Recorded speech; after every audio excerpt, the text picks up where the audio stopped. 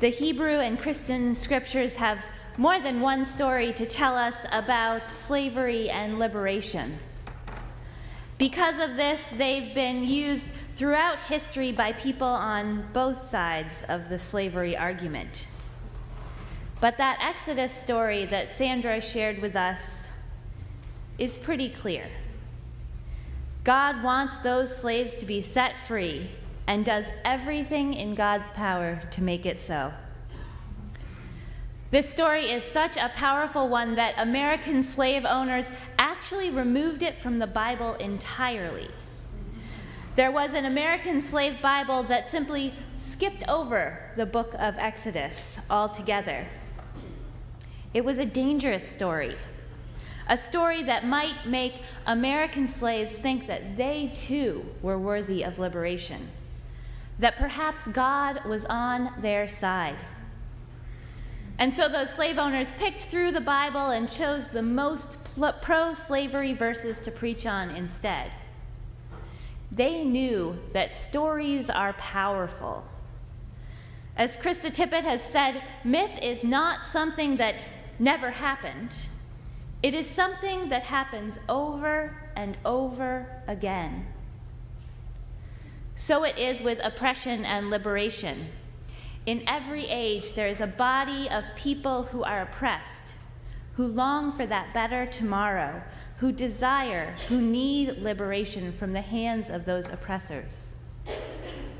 As is so often the case with the Hebrew and Christian scriptures, the story of the Exodus is powerful not because of its historical truth, but because of the universal truths that it tells us about humanity. The truths that we see played out over and over again throughout history. It is because of this that the Exodus story is a central narrative in a type of theology called liberation theology. Now, there are more than one type. There's more than one type of liberation theology. So sometimes people talk about liberation theologies, plural. And these have sprung up in many different parts of the world. Most of them are Christian-based, but also at times based in Judaism, Native American religions, or humanism. Now, at the core of these theologies lies one central thesis. God is on the side of the oppressed. The earliest liberation theologies proclaimed this on a spiritual level. They pointed to the Beatitudes from the Sermon on the Mount as proof that those who were oppressed would get their reward in heaven. Blessed are the poor, for theirs is the kingdom of heaven. All they needed to do was get through this life, and they would get their reward in the next one. Now, as you might imagine, this was not enough for everyone, especially as theologies changed throughout the 21st century and became less focused on the next life and more focused on this one. People began to wonder, if God is really on the side of the oppressed, why doesn't God do something to change this world? Why doesn't our world show this? It was that kind of question that led some folks down the path of humanism. It also led to the proliferation of liberation theologies that focused on justice in this world. One such liberation theology emerged in connection to these Christian-based communities in Central and South America. In places like Colombia and El Salvador, where much of the population lived in rural areas, base communities were self-reliant worshiping communities that met regularly with either a local priest or a lay member leading. Because church officials didn't visit those communities very often and didn't keep close tabs on them, they were a fertile ground for new interpretations of Catholicism to arise. Their meetings were often based around discussion rather than simply listening. And the folks who made up those communities were often those who were neglected by the current social system. And all of these factors came together to make these base communities centers of organizing for justice. In reading and discussing the Bible together, they came to the conclusion that God was indeed on the side of the oppressed. But they also came to the conclusion that God didn't want them to wait for the kingdom of heaven to come. Instead, God wanted them to be a part of creating that kingdom of heaven here on earth. This was not a passive theology. It was a very active one. Now, this is where, to me, it begins to sound something like Unitarian Universalism, something that we might be able to get behind. With a little bit of translating, there's a lot about liberation theology that Unitarian Universalism could, and I would say should, embrace. Now, first of all, both liberation theology and Unitarian Universalism place a high priority on experience as a source for theological thought. Liberation theology places experience at the center of everything. It's the groundwork upon which that theology is built. Because of this, liberation theologies are inherently very specific, not universal. Context is the starting point. Those base communities in Central and South America started by thinking about their own experience of the world and used that experience to interpret the biblical stories. African American liberation theologies, which have also arisen in the last 50 years, always start with that experience of slavery and racism, the experience of being a permanent underclass in the United States. Now, because of the differences in those two experiences, the Central and South American experience and the African American experience, while those theologies are based on some of the same stories and ideas, they look pretty different. That liberation theology from Central and South America doesn't look exactly like the liberation theology of African Americans like James Cone and Cornel West. Another way liberation theologies are similar to Unitarian Universalism is an emphasis on orthopraxis rather than orthodoxy, to throw around some big words.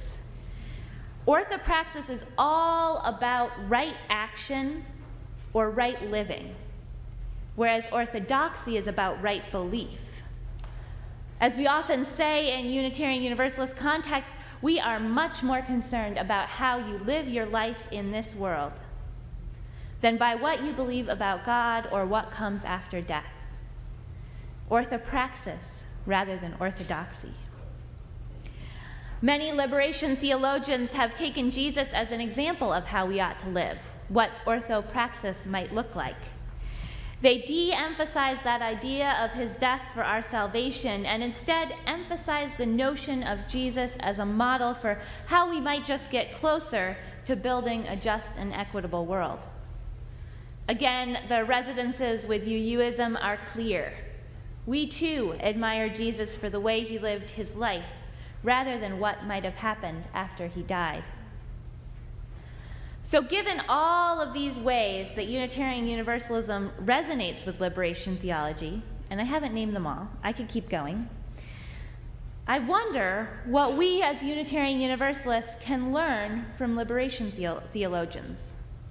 What does liberation theology have to teach us about being a people of liberation? More than anything, liberation theology teaches us how to deal with the kind of liberation that makes us uncomfortable. Now, I've had times in my study of liberation theology when I've wondered about this whole notion of God being on the side of the oppressed. As a Universalist, it makes me uncomfortable to think that God would be on anyone's side. I think to myself, if there's a God, isn't God on everyone's side? Now, as I look back at this thought that I've had, I realize that it's not that different from those people who say of the current Black Lives Matter movement, don't all lives matter? Well, yes, of course they do, but in our context, in the history and the present of African American experience, Black lives have been devalued and continue to be devalued every day. And so it is important for us to declare out loud that Black Lives Matter. Now, one of the folks in our Black Lives Matter working group shared this helpful cartoon. In the cartoon, there's a picture of a few different houses, one of which is on fire. And you see a fireman with a hose spraying water on those houses that aren't on fire, declaring, "All houses matter." Seems wrong, doesn't it? Now, in every context, at every point in history, there are groups that are figuratively on fire. These are the groups who are oppressed, who need us to focus our liberatory work in their direction, who need us to act in solidarity with that oppression. To me, this is what is meant by the statement that God is on the side of the oppressed. It means that we are called to be on the side of the oppressed. It means that we are called to use our sacred, liberating power to stand in solidarity with those who need it most, especially when it makes us uncomfortable. In my last year of working with a youth group, we took a service learning trip to southern Arizona, where we spent the week learning about immigration and volunteering with communities that supported immigrants in different ways. One day we walked through the desert, picking up the items that undocumented immigrants had left behind as they made their way on that dangerous journey to the border. On another day, we went down to Nogales, right on the border, and saw the wall that separated what had once been one city into two. And all week we heard stories of families who had been separated, people who couldn't get work in Mexico to support their families, people who died trying to build a better future for themselves. Now, at the end of this week, one of the youth reflected on the way that this trip had really changed his view of the world. He told us how he had been taught all his life that the government and the police were good, that they would protect him, and that he should trust them. This week and the stories he had heard had thrown all of that up into the air for him, and he didn't know what to do with it. These realizations were anything but comfortable. That moment when any of us realize that our liberation is all bound up with the liberation of everyone else in this world is an uncomfortable moment. Standing in solidarity with the oppressed is rarely convenient, it's rarely easy, and yet it is the work of our faith. It is the work of a faith that seeks to bring more justice and more love into our world. It is the work of a faith that calls us to be a liberating force in the world. It is the work of a faith that places the emphasis on how we live our lives in this world, rather than on what might happen in the next. As UU minister Bob Klein writes, Unitarian Universalism offers us a faith that challenges our energy usage and confronts us with hunger and injustice around the world without giving inadequate, simplistic answers. It offers the harder path of respect for all beings and for the earth and calls us to be accountable for our actions. We are responsible for our own spirituality, our own salvation, and for doing all we can to make the world better. Now, I would add to this that we are also responsible for the salvation of everyone. None of us can be saved, after all, until all of us are saved. Our own liberation means very little if we are not using it to work for the liberation of the world. So as a people of liberation, we are called, like Moses, to use our gifts and our freedom to work for the freedom of others. We are called to bring love and compassion to our world. We are called to stand on the side of the oppressed, even when it makes us uncomfortable. Perhaps especially when it makes us uncomfortable. May we be up to this challenge.